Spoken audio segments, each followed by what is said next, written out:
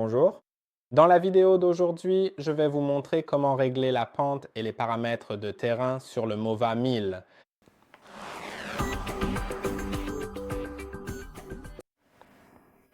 Pour le faire, vous devrez modifier la carte. Pour cela, cliquez sur le bouton Modifier la carte, sélectionnez la carte que vous souhaitez modifier, puis cliquez sur Modifier. Maintenant, vous pouvez régler différents paramètres. Il y a des paramètres de zone qui vous permettent de diviser les zones et de les fusionner en sélectionnant diviser la zone, en choisissant une zone à diviser, puis en traçant une ligne de séparation.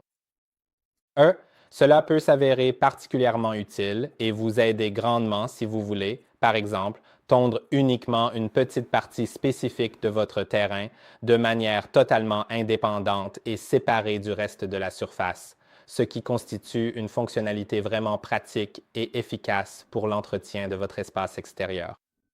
Je vais annuler cela. Maintenant, vous pouvez aussi les fusionner. Vous pouvez également créer des zones interdites et ce sont les parties les plus importantes. Alors, faisons-le. Vous pouvez la créer à distance.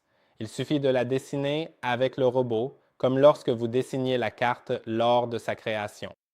Mais vous pouvez aussi tracer une ligne que le robot ne franchira pas ou bien dessiner un rectangle ou un cercle. Je vais faire un cercle. Vous pouvez bien sûr le redimensionner.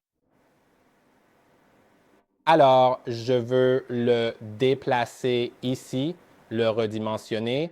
Et maintenant, quand je tape n'importe où sur l'écran, il me demandera de sélectionner un type de zone interdite. Et je peux, par exemple, choisir une zone de chute, une glissade, un trou, une pente ou tout autre type similaire. Je vais choisir un trou confirmé et maintenant, il saura qu'il ne doit pas aller là-bas. Une autre chose que je vais faire, c'est tracer une ligne, disons comme ça.